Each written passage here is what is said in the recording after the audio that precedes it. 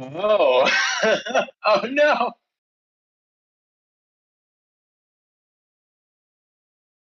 Oh, no. Alright, you got it. There we go. It's working now. Hello, folks. Good. We're off to a banger start of a show, ladies and gentlemen. Love it. But this will be caught out of the audio feed. Greetings, fellow travelers. Welcome to the 48th level of the RPG Cave. I'm one of your hosts, the level 99 human archmage Ryan Turford. I'm joined, as always, by the level 99 elf ranger, Mr. Garret Bland. Garret, how are you doing on this lovely Monday evening? Even though we didn't, go 30 seconds with me muted or anything like that. How are you doing, my friend? Crash and burn. You know what? I'm doing good, but let me tell you, I got a complaint about these RPGs, Ryan. Oh? I have my Switch.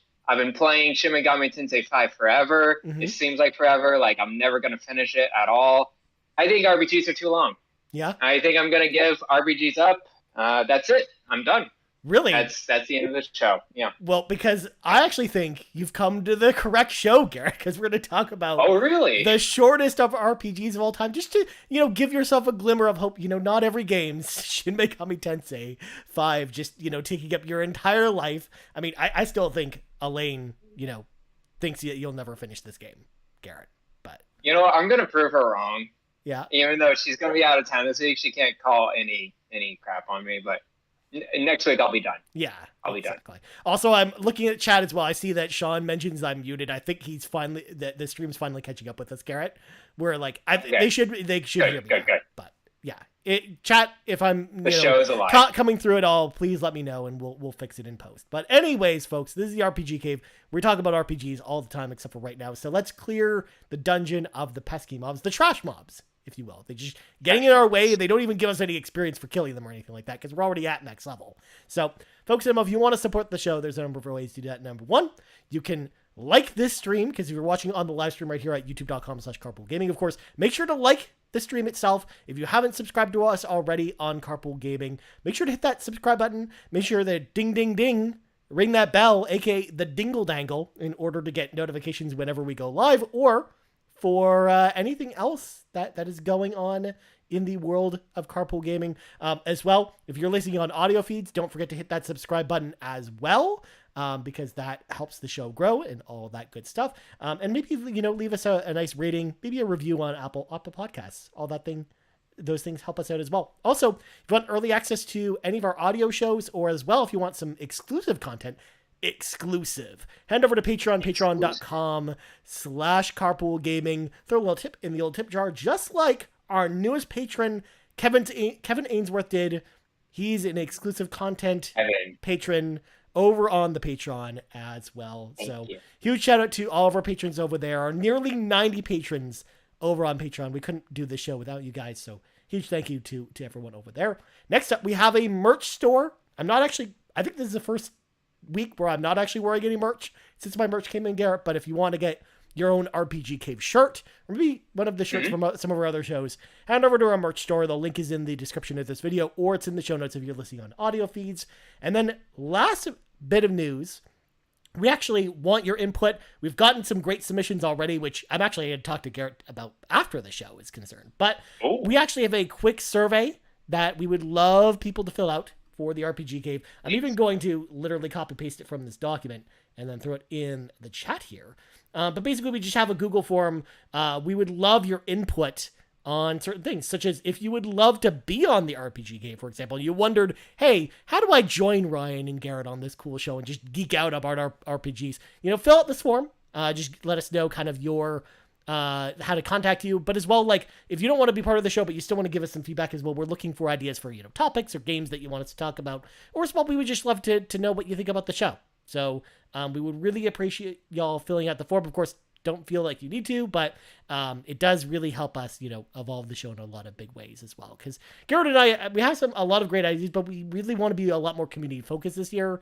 So we launched that form last week, and we wanted to get some more entries. So if you have some time, please feel free to fill in some of those questions on that form. Well, share it to your friends too, because we just like people that are really into RPGs in certain series that we're kind of missing out. So share it to your friends too, and have them submitted. I We'll mean, definitely take a look. Garrett, someone on the request form has already requested. In fact, I think 2 people actually requested this. Actually, 2 people have requested us to cover the best RPGs on the GameCube.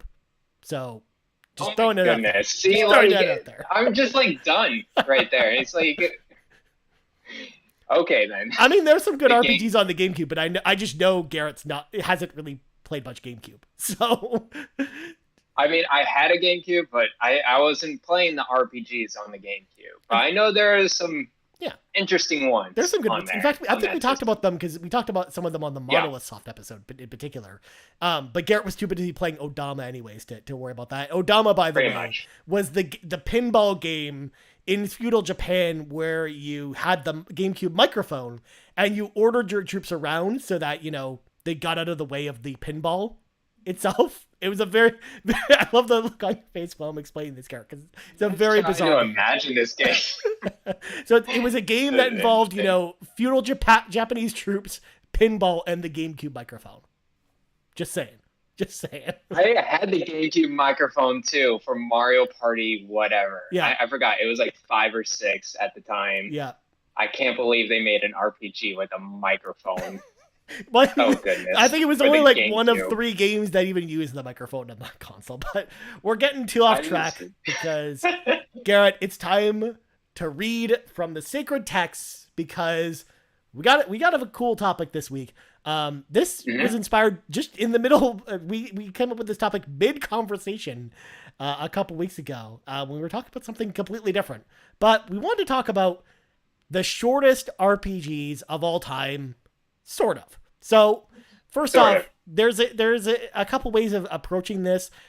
First of all, I took the literal approach of doing some research for this episode, Garrett, by literally going to howlongtobeat.com, which is a commonly used website to kind of figure out, how long individual games actually take in order to finish. And what they actually do is you can actually sort it by genre and basically say, what's the shortest game to beat in a specific genre? However, one thing I learned very quickly about howlongtobeat.com is that if you actually sort by shortest games in RPGs, most of these aren't even RPGs or they're demo for RPGs. Like the 5th shortest of our RPG of all time, according to How Long to Beat, Garrett, is the Final Fantasy 15 Platinum demo. So not the game, just the demo before the game came out where you unlocked Carbuncle as a summon for Final Fantasy 15. But otherwise, there's a lot of choice-based games in there. And at number 50 is going to be one of the games we're talking about. So Garrett and I have presented some lists of some very short RPGs. Yes, we did. And I'm going to throw some terms out here, Garrett, because we each approached this list a little bit differently. We just talked about it before we kind of went on the air today. My list is games that are all shorter to beat than 12 hours in length. And I use howlongtobeat.com. And that's pretty short. As a reference point. I could have used it my own memory, but I realize, and Sean's kind of pointing this out a lot of times too, I tend to beat games very quickly, like more quickly than most normal people. So, when I told him I could beat Star Wars Knights of the Old Republic in a day, and he thought I was crazy, if you look at my save, I'm like, I could beat that game in like 8 hours because I know exactly what to do. But someone like Sean, it took him, for his first time, it took him like 20 hours. And so again, How Long to Beat kind of judges not just, speed runs or anything like that, because there's actually speedrunning categories on there as well, but also people's first playtime as kind of the metric for measuring from. So I felt like it was a really good base to work with, rather than working on it from my own memories as to how long certain games are to beat. But Garrett, what about you? First off, yes. Before you answer that, mostly Montinez in the chat wants to know, what are you drinking? Oh, I am drinking Motherly Earth Lager. It's actually a lager from Trader Joe's. Ooh. Tierra Madre. Very and nice. So yeah, I like to enjoy a beer every once in a while. Definitely for Nintendo Shack, I have a beer. Normally I don't for this one, but I was like, you know what? I'm feeling a little extra spicy today. Mm-hmm. Well, so I mean, go 8:30 at night, Garrett, you probably don't need your second cup of coffee. So. Well, I know I need my 3rd cup of coffee. Oh, that's, I'm sorry. Perfect time. Sorry. Anyways, Garrett, how'd you approach your list? I did How Long to Beat, and I basically kind of just looked up various games below 20 hours in length. Okay. And it kind of just scavenged through the how long to beat RPG, and just like I went through like probably the first 50 pages of that website because it got to the point where it was to like the PSP and PS3 RPGs, and I'm like, okay, now it's getting into like the bottom of the bucket of this website. Bottom of the bucket. Like we're scraping here. Like, you know, when you get to the PS2, you're done. You know, you're just at the bottom of the bucket.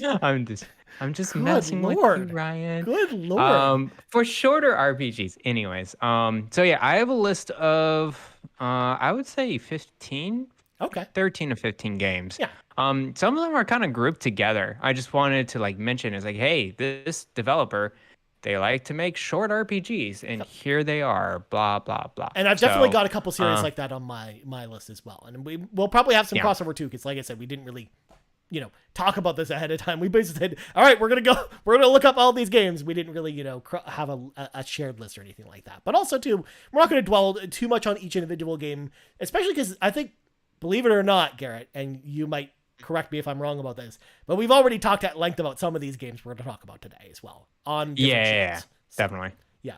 So first up, Garrett, I wanted to start it off. Did you have any RPGs any shorter than 3 hours in length? Because I have two of them that I'd like to talk about. No, I don't. I don't have anything shorter than 6 hours in length or 5 hours. Because these RPGs, the two ones I'm about to talk about, are probably the shortest RPGs of all time. Because even if you go down to the how long to beat kind of list that they have, you have to go to number 50 to get your first true RPG, and that's 3 hours in length essentially. And that's one of the first ones I want to throw out here. And mind you, this game that I'm about to talk about to kick us off, which I think is the shortest RPG of all time, according to my research anyways, is not a good game. It's actually a very bad game. There was actually famously an angry video game nerd episode about this game because it's really bad. The game in question is Hydlide for the NES.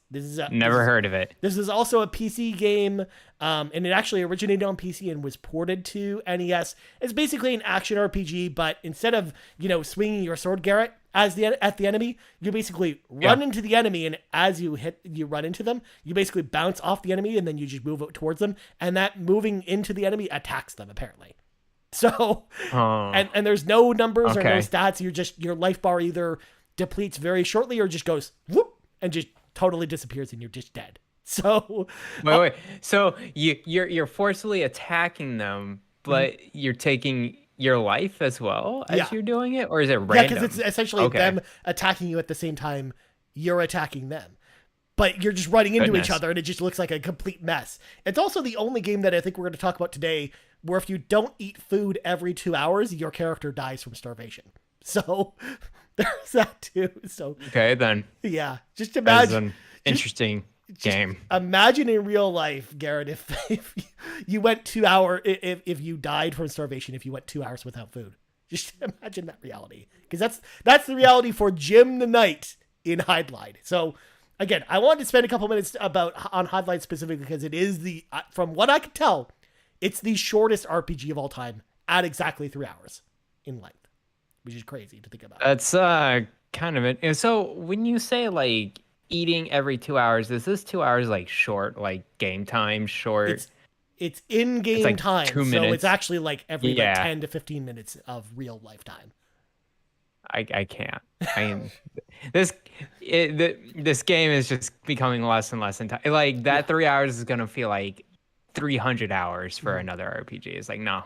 Yeah. It's not worth it. Guys, sometimes short RPGs are not worth it, and this one's not worth it. It's definitely not worth it. And the best part is, Garrett, we're not even done with Hydlide because I'm going to talk about Hydlide a little bit later again. So stay tuned for that. But, get ready. But the other one, that's about 3 hours in length. According to How Long to Beat, you can finish this one in exactly 3 hours and 10 minutes. It's a little bit longer than Hydlide, but not by that much. And this is also like, there's some argument that this isn't a full game because it is part of a final experience that will eventually be wrapped up in one game. But there's a full story from start to finish in this one part. So I felt like it needed to be included. And that's Deltarune Chapter 1. Also takes about 3 hours to finish. Deltarune, yeah. Okay. That's, of course, the semi spiritual successor to Undertale from Toby Fox. And again, free-to-play game, great RPG. I recommend people actually check that one out. But 3 hours in length, very reasonable time frame for that one. In fact, also I'll just throw it in there as well. Its sequel, Chapter 2, it takes about 4.5 hours to beat that one. So worth them. Very short experiences. Very good games as well. So I just wanted to throw Are they those in connected to there. Undertale in any way? I'm hesitant to even start this one before even touching Undertale. I mean, they use a very similar combat system. They obviously look very similarly to Undertale. The universe itself, though, I don't know if it's connected or not yet. We're not far enough. Okay, so it's kind of separate right now. It's kind of separate for now, but I think eventually it'll probably converge. But I mean, yeah, you can totally play these games without having to play Undertale. So I think they're great. Cool. But yeah, super short RPGs on there. And I've got some other ones, Garrett, but I want you to start me off with some of yours as well. Yeah, sure. So, I mean, I'll start off with the shortest one that I could think of when I was going through how long to beat. And you can think of it as an RPG. It is an RPG because you're leveling up and you're getting equips and stuff like that. And that is Minecraft Dungeons. According to how long to beat, which I was surprised about. I think it's longer than this. I think how long to beat websites sometimes is underestimating the actual completeness, but that's besides the point. Minecraft Dungeons, how long to beat? They say 5 hours, main story. Yeah. And then main plus extras, 11 hours. And then you want to be a completionist is 26 hours. But yeah, Minecraft Dungeons. I enjoyed the game when I was playing with it. It's great with like co-op. It's like this, top like isometric kind of action dungeon crawler type of game. Set in the Minecraft universe, you go through dungeons and destroy all the Minecraft enemies, including creepers, zombies, spiders, and it's a really neat style to it. Very similar to a Diablo type of style. I like the equips and the upgrades that come with it. Lots of customization going along with your character. But yeah, Minecraft Dungeons is a very short RPG, and it's great online play. Well, it's also on Game Pass, so. Yeah. Guys, there's your short RPG. Go for it. Actually, with Minecraft Dungeons, Garrett, I know that you're going to probably refute this point, but I'm going to say it anyways. If you think about it, if you just mainline the story and you're not revisiting any of the levels, I actually think you could beat it in 5 hours. Of just, I think you could if you really went for it. Yes. Yeah. Okay. I think the I'm not good with these games at all, and so I actually kept dying a lot in these dungeons. So, but I could see if someone's pretty skilled and like just want to go for it in each and every story. 5 hours seems doable. Also, that's a game that's like very equipment based as well, as far as like very equipment based. Yes. There are certain power ups in Minecraft Dungeons in particular that are like stupidly overpowered, I actually think like. Those would actually consider, like, if you get a really good run in Minecraft Dungeons, not even trying to speedrun it, just playing it casually, I really truly believe you can finish in less than 5 hours, actually, if I'm being honest. But also a great game. Yeah. I'm glad you brought it up because that's a great point. It's on Game Pass, so definitely check it out if you haven't already. I know Sean and we played it on the Xbox Drive and we had a great time with it. So it's a game worth checking out. Also, lots of DLC for that game as well. Just lots of DLC, and the cloud version on phone is pretty good. They even have touchscreen enabled on that thing, and it's a custom controller touchscreen type of deal. Oh, I've played it. Check it out. I've played the touchscreen version. It's great. Like it is pretty good. Yeah. All right, what's next? There you go. The next one I have up, a very dear game of mine, Severed. Also by the people Drinkbox Studios. It is a first person, again, a dungeon crawler type of game.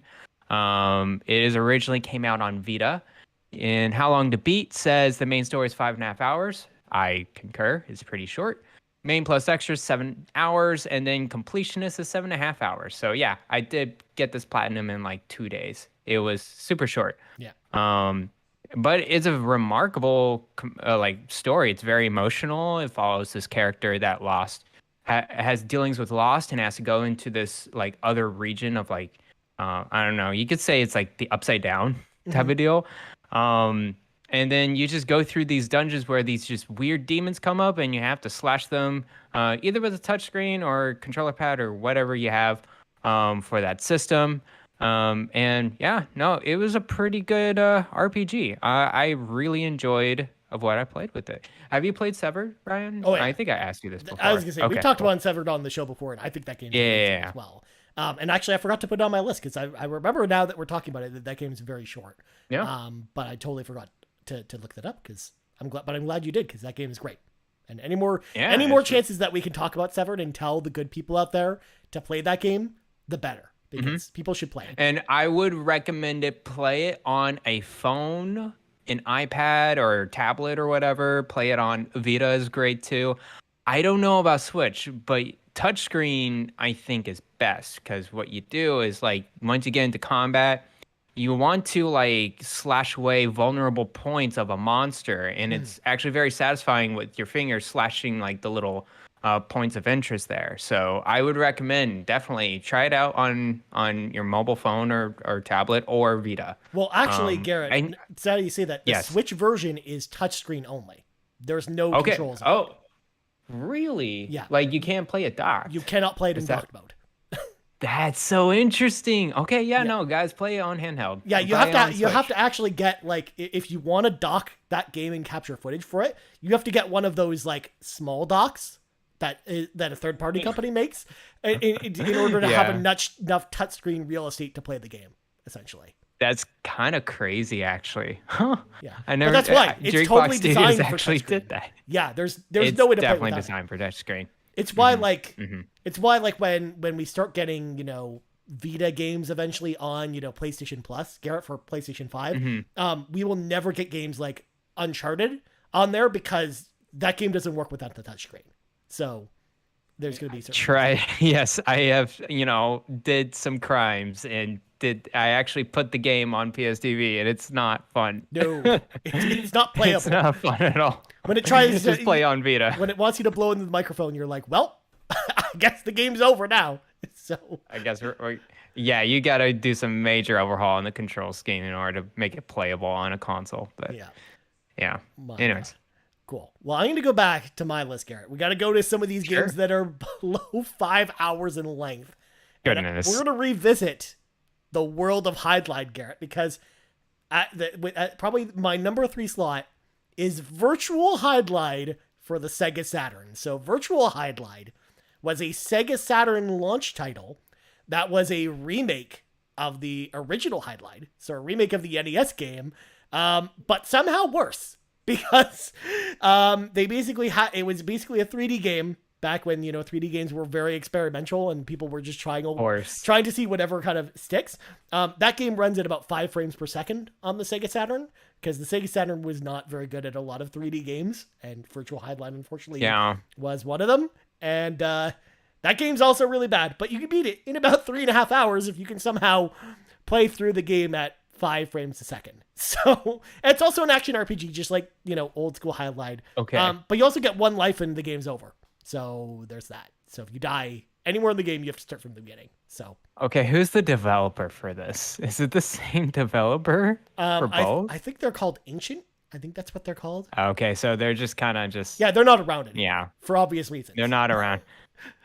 There was actually a big movement to try and bring Hydlide back because there's actually like 9 or 10 Hydlide games across multiple consoles, Garrett. That's crazy. Maybe we have eventually devoted an entire episode to Hydlide one of these days. Please don't. I became suddenly disinterested after the first one. Okay, real quick, Garrett. I need a gut check on this. Yes. Which episode happens first? The Hydlide episode or the Idea Factory episode? Idea Factory. Okay. We will 100% do the Idea Factory before this. Whatever this is. I need to find a special guest that knows Hydlide to come in here and talk about Hydlide. So, good. Virtual Hydlide, 3.5 hours. Sega Saturn. Get your copies now. That's actually a very expensive game too, by the way. So maybe don't go out there and spend $300 to get yourself a copy of that game. But to get yourself a 3D 5 FPS, that's even worse than the NES version of this game. It's somehow worse. Yeah. But anyways, to bring things around, Garrett, to positivity. Okay. We've got a PSP remake that came out on Xbox Live Arcade. That's all about the whole crux of this game is saving time, and that is Half Minute Hero Super Mega Neo Climax. That was just the tag they threw on the 360 version of the game. You can beat that game in about 4.5 hours. And basically, what the crux of Half Minute Hero, for folks who haven't played it before, it's a RPG that you can essentially play in 30 seconds because essentially what the crux of the game is the big bad guy of the game is going to blow up the world in 30 seconds and you need to stop him essentially. So basically you start off in a town and then you move to like a battle area and then you move to the castle to fight the overlord. And then as you progress through the game, you'll have like time kind of extended depending on how well you do on each run playing through the game. So even though the game only lasts 30 seconds, in theory, it takes you about 4.5 hours to get to the point where you're actually able to finish it. There's also different side stories as well to play through, such as playing as through the game as the princess, or as the villain himself, and kind of blow up the world essentially is your goal. Nice. But it's a really unique and interesting game and a lot of fun. So if you have an Xbox 360 lying around, memory serves correctly, I don't think this one's backwards compatible on Xbox One or Series X. But it's a really good Xbox 360 game. And again, the PSP version is also really good. And it's also short. You can finish it in about 8.5 hours. But there was a little more content in the PSP version versus the Xbox version, which is why it takes longer to beat the PSP version versus the Xbox version. Because again, they were selling the Xbox version for like $10. So they didn't include everything that was in the PSP version, if that makes any sense. But wow, so it's a very high Metacritic score. It's 84. Yeah, and it's super fun. It's really unique. Hybrid real-time strategy action role-playing game. Yeah, there's like nothing else like it as far as RPGs are concerned. But super good game and definitely a recommend from me. But I have. Wait, hold on. Oh, sorry, got it. Okay. I think Half Minute Hero is backwards compatible. Is it? Yeah. Maybe it's a July 19th, 2016 article from GameSpy. A total of 3 more Xbox 360 titles can be played on Xbox One, including Half Minute Hero. Oh, jeez. I'm missing out. I need to go back and play this. Super Mega Neo Climax Flock in Tour de France 2009. So there was a wave of interesting games there, but Half Minute Heroes right there. Yeah. Definitely recommend from me. In fact, that was originally going to be on the thumbnail instead of highlight, but we just don't have enough, source material to kind of work with for Half Minute Hero. But it's a really good game, so I recommend people check it out on. If you've got Series X or One X, definitely check it out. But Garrett, I actually have 2 games at the 6-hour mark, but I know you're probably going to talk about them. So these are the same exact ones. Hold on. Can we say it together? And say it chronologically. Chronologically, okay. So we're gonna start with. Oh no, not chronologically. Well, like when they were released, right? That's what I meant. The first one and then the second one. Okay, good. All right, you ready? All right, first one, yeah. Bastion, yes, yeah. And then second Transistor, yeah, exactly. Okay, sorry, we couldn't do a countdown. Well, it's hard because of the delay, but. Yeah, that's true. But yeah, I love both of these games. I actually did not. I was at like the very last boss of Bastion, but I did not finish it on Vita. But of course, I've been talking about Transistor ad nauseum for all the other RPG Cave podcasts. Great set of RPGs made by Supergiant. I love their art style and their music a lot. Art style is like a 2D kind of pastel kind of color going on. I like the animations behind it. Bastion is more of a very heavy action RPG with some upgradable things throughout the way. I like the guitar, like kind of acoustic guitar type of rhythm to it in the music. I like the kind of the story behind it. It's pretty interesting. And then Transistor, I liked quite a bit. It's a hybrid, like turn-based and then also action role-playing game where you get a lot of different power-ups and combinations you can get along the way with your sword. And that story's pretty cool too. Ryan, what do you have to say about these 2 awesome RPGs? Yeah. I mean, you said it all. They're amazing. And and it's kind of crazy that they take about the same amount of time to beat both of them. Yeah. From the same studio. But yeah, I think they're incredible games, and if you haven't played them, they're great. So definitely make sure to check them out. But I know we've talked them to death on other shows, so I don't want to kind of linger on them. So Garrett, since I threw in some in here, I want to hear from you. What do you got next? Yeah, what's the next one? Hold on, I'm looking for the next. I should sort by numbers. Mine's a jump because it goes from 6. Okay, I mean, I haven't played this one, so I won't mention it right now. I'm sure you'll mention it later. Oh, probably. I'm gonna jump to 11 hours because I literally go from 6.5 to 11. Oh, I don't know why I there's know no which game you're games. going to talk about here, Garrett. Is there a certain? Oh, this one, yeah. So this one is Child of Light. Yeah, I knew it. Um, I knew it. yeah, Child of Light, made by Ubisoft. Was it Ubisoft? Or like Montreal, or it was one of the main I ones. can't I remember. can recall, or Quebec, I'll look it or up while you something keep like talking. that. Child of Light is a great turn-based one. I get this is our like kind of almost first turn-based RPG, other than I think this is for short RPGs. Child of Light, it's like a storybook type of style, where you follow a little girl named Aurora, and you see her transition from being lost all the way throughout the story. It's like storybook tale, and then you meet some companions along the way. I love the writing of it. It has a lot of rhymes and rhythms to it. It has a good wholesome feeling to it. I really enjoy the visualization of this game. Very solid turn-based combat with it as well. And yeah, you can complete this within like two sittings. Yeah. You can finish out Child of Light. It is out on basically everything, and you can get on sale. And I would recommend they always put the UbiArt games together, so they also put in Valiant Hearts together with Child of Light. Make sure you get both because Valiant Hearts is also a great game. It's just not an RPG. So yeah. Well, don't that's pretty much undersell what I have to Rayman say about Legends it. as well, which is also a great UbiArt game as well. Rayman Legends, yes. Yeah. Also, was Yeah. Ubisoft Montreal, Garrett. So there you go. You're right See, about that.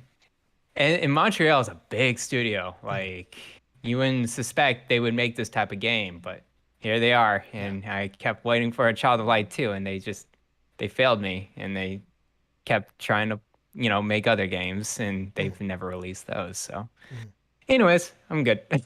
Nice. What do you think, Ryan? I knew we had to talk about Child of Light on this list because again, we talked about it before on other shows about it being short as well, and it definitely is like one of the shortest modern RPGs as far as turn-based. There are shorter RPGs, and I'm gonna actually bring some of those up in a bit. Go for it. But for the most part, like this is definitely on the shorter ones, especially from modern RPGs in particular. We don't see many modern RPGs shorter than this, essentially. But since you gave me the green light, Garrett, I'll jump in here with some shorter games here. I'm going to start off actually with a classic series that is popular today, and none of its modern entries are short, but man, all of its older entries are very short.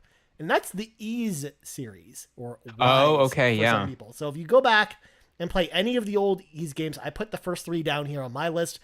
So Ys 3, for example, is the shortest one at 6 hours.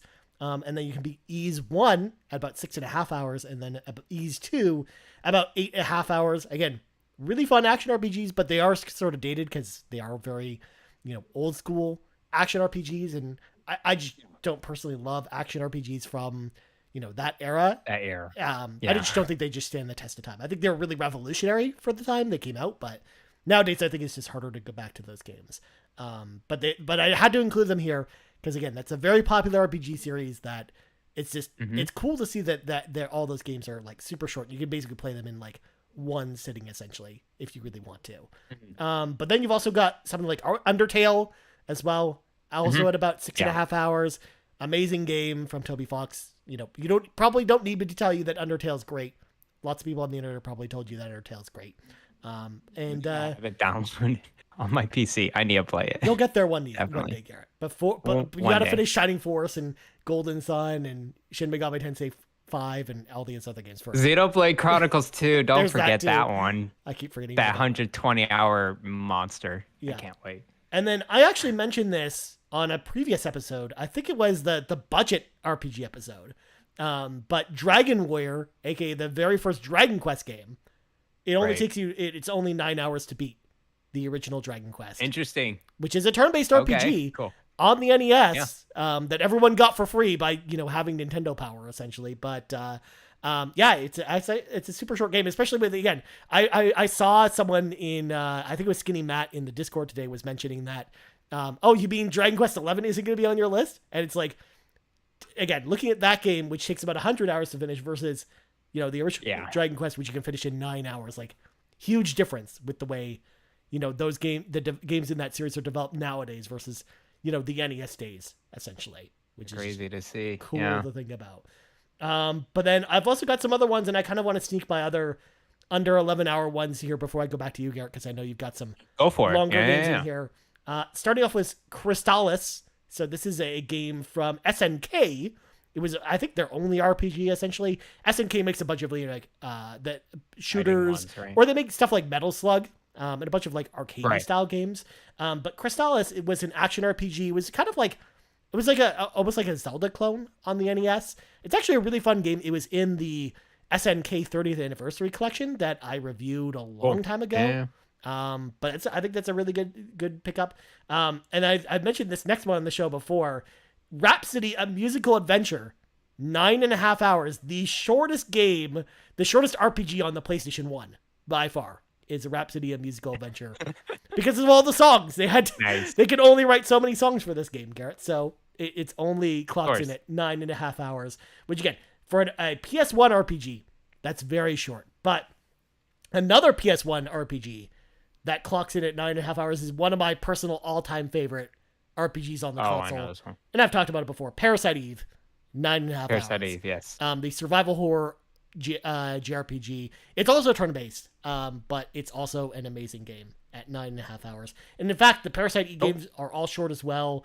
The third Parasite Eve game, aka the Third Birthday on the PSP, is about 10.5 hours. And then you've also got Parasite Eve 2 at about 11.5 hours. And then the last one I wanted to bring up, Garrett, before swinging it back to you, was actually mentioned to us in a question, or not necessarily a question, but on our question post, which is from the Muffin Mon, aka Kevin Ainsworth, who mentions, no question but want to say that Dodgeball Academia is a great option for a short RPG. You can get the 100% in about 8 to 10 hours. How long to beat says 10.5 hours, but I'll believe Kevin Ainsworth, because Kevin Ainsworth is really good at games, so 8 to 10 hours, you can get 100% in Dodgeball Academia as well. So back to you, Garrett. That's quite a kind of selection of games. And again, like all those games, RPGs under 10 hours, which is kind of crazy to think about. Yeah, that's a handful of RPGs you guys can go after. And there's some that are like current console stuff, like Dodgeball Academia. It's super cool to hear. The next one I do have on my list is a deck building game, a roguelike deck building game. Now, roguelikes, they can be 2 hours, they could be 300 hours. It really depends on how skillful you are. But I wanted to shout this one out. And how long to beat? It is 11 hours to beat in this Slay the Spire.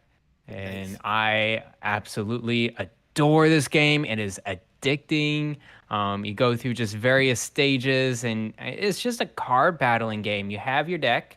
And, of course, there's some attack and defense of your monsters that are on the field or whatever, and you're facing your other monsters.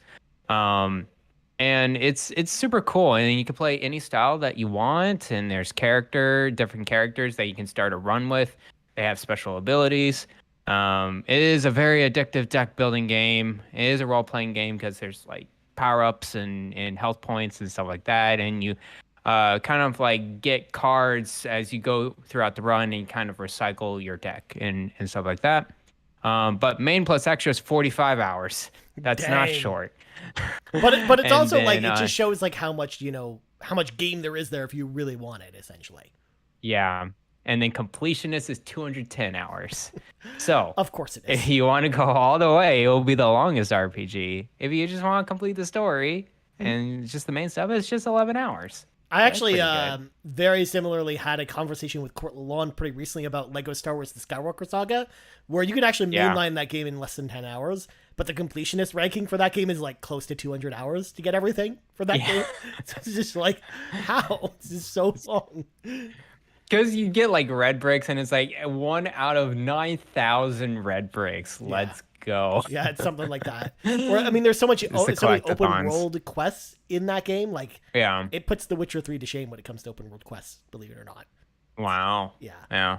And then I'm gonna shout out just a series of games that is it's a role playing game, but it's really action adventure heavy into that, and that is the Dishonored series. They are shorter games.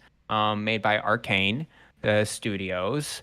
And I really enjoy the Dishonored series. They really spoke out to me when the first one came out in like 2013. Played it so much on the Xbox 360. Let me tell you, my playthrough would be much shorter if the load times were much shorter on the 360. It is a sneaky stealth type of game, or you can just go guns blazing and have all your powers and destroy all the soldiers or whatever you want to play.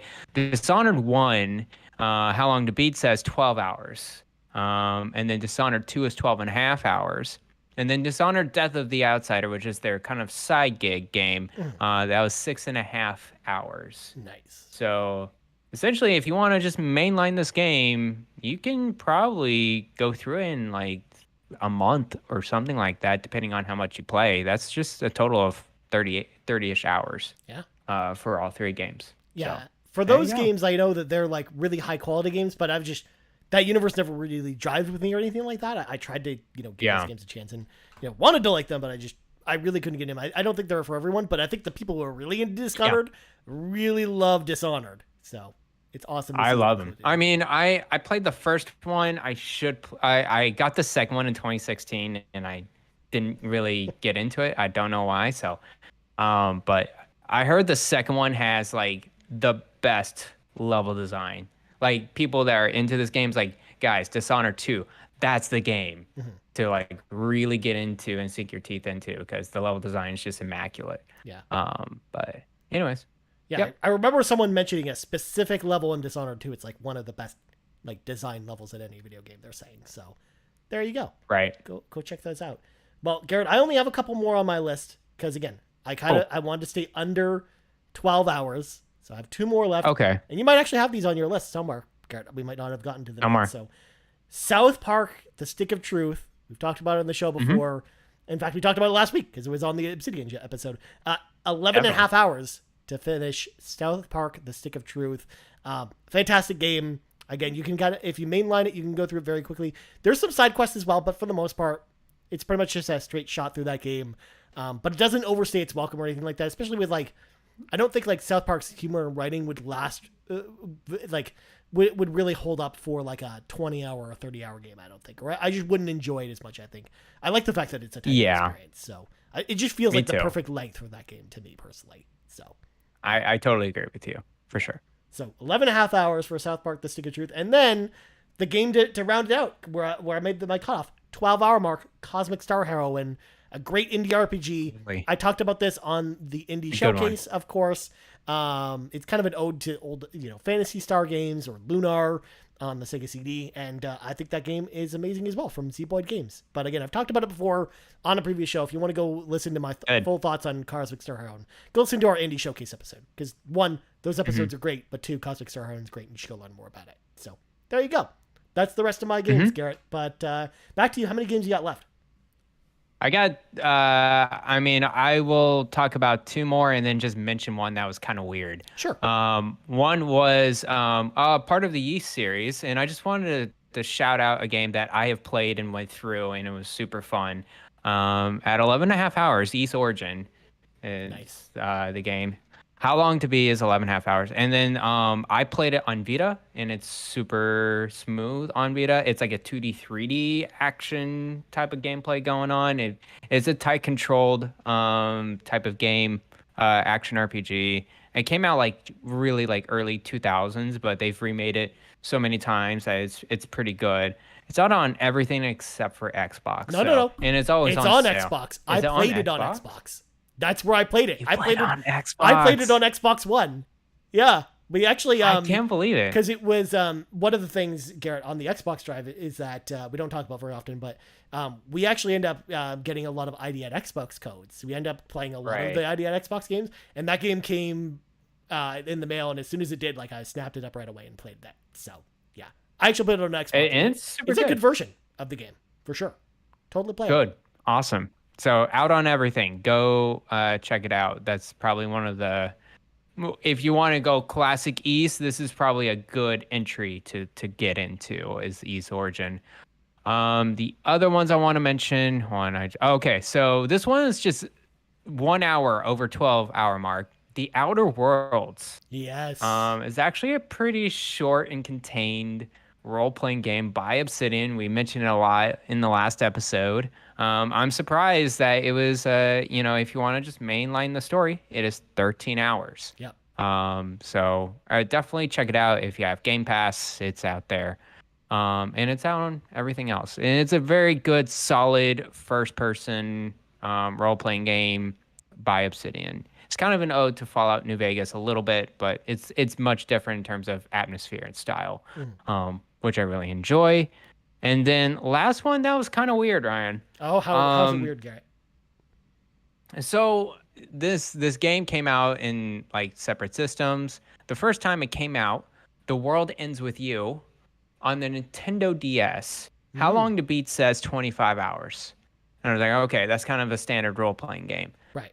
And then the World Ends With You remix, the one that came out on the Switch, it is saying 16 and a half hours on How Long to Beat. How? I don't know. I don't know why that's the case. I don't know if you can go through battles much quicker. I don't know if people are cheating or not. Did they cut content possibly? Website. Because it's a remix, They could have cut content.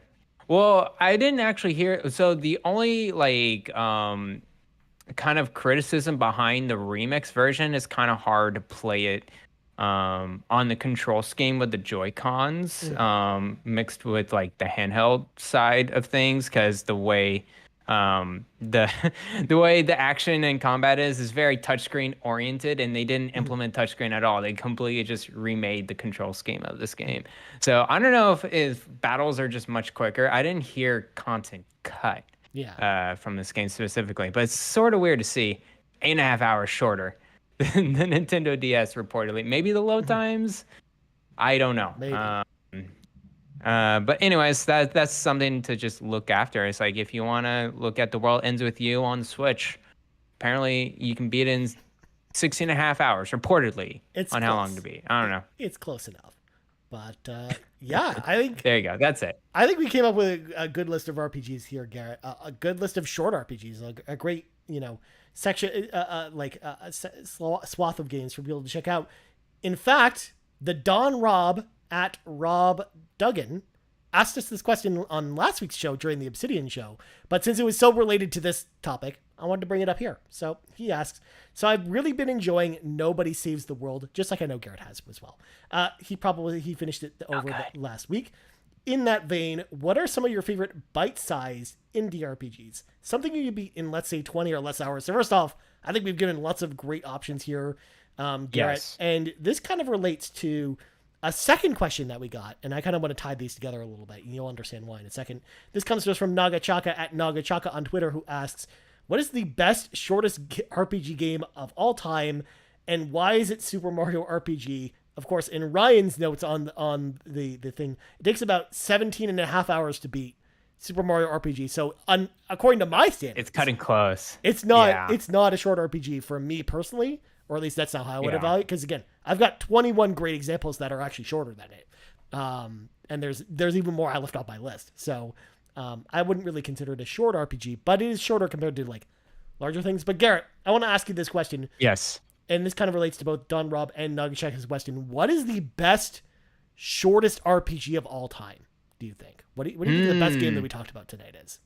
Okay, so here's what I think is the best out of, like, I think everyone should go play this right now. I think it's South Park: The Stick of Truth. Yeah. I think that game is so funny. Very solid turn-based combat. I agree with you. The length of that game is perfect. It's like, it doesn't overstay its welcome. It keeps everything fresh. And it's making me literally laugh, like, just like every time I like pick up a controller. I would say that's the best out of all the games that we mentioned. Mm-hmm. My personal favorite is Transistor. Mm-hmm. But that's just me and how I like to strategize. I think it's I'm so surprised how much game I got out of that. I played way more than 6 hours, but if you want to just go through the story, it's a great experience with just that as well. Mm-hmm. So yeah, those are the two highlights for me. Nice. I mean, honestly, I think I kind of agree with you because I was already, Yeah. even before you said South Park, Garrett, I was already leaning in that direction anyways. I didn't even set it up on Yeah. the Obsidian episode. Like, that is one of my favorite modern RPGs, South Park: The Stick of Truth. I It's a keep good coming back one. to that game. Yeah. Like, I think that game is incredible. Like, I think it's an incredible RPG. So I think it's the most, I think it's the best if you're to evaluate it from like a critical stance anyways. But just like you, I have a Yes. pet game here, my favorite personal game, and actually that's Parasite Eve. I've talked about it on the show many times. Hmm. I love that game. I love survival horror games, and just mixing that and turn-based RPGs together is just like chef's kiss for someone like Ryan Turford. So like that's one of the most Ryan Turford games I've ever talked about on any show before is Parasite Eve. So I love that game, and the fact that you can beat it in 9.5 hours, and when you play it, it feels like it's the perfect length as well, just like South Park is as well. That I wouldn't want them to add more to the game anyways. Like, I like how long it is to play that game, and I think it's a great experience. And hopefully, eventually, it comes to new PlayStation Plus, so people actually get a chance to check it out. But we'll see, because it wasn't part of the announcement today. But also, kind of tying things back to, DonRob's question, because DonRob had specifically asked about indie RPGs in particular. You had mentioned Transistor, so and that's an indie RPG. So I would say I would assume that's probably your pick for the best indie RPG that we talked about, right?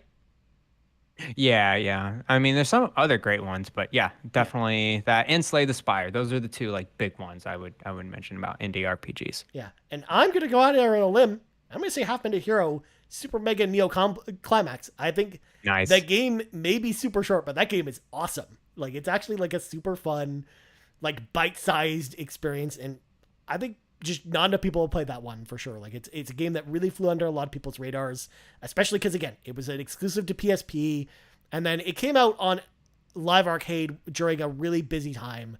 I think just a lot of people missed it. So I think that's a really great indie RPG as well, and definitely again true to the name of being short. Because again, you got 30 seconds to save the world.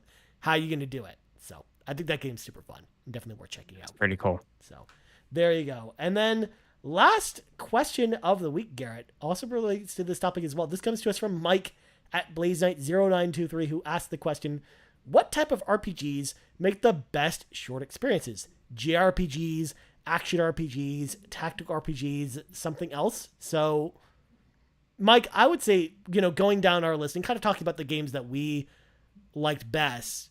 I mean, honestly, other than Transistor, they were all turn-based games. Like South Park, Parasite Eve, Half Minute Hero, like they're all turn-based games. The only one that's not is Transistor, which is a really great action RPG.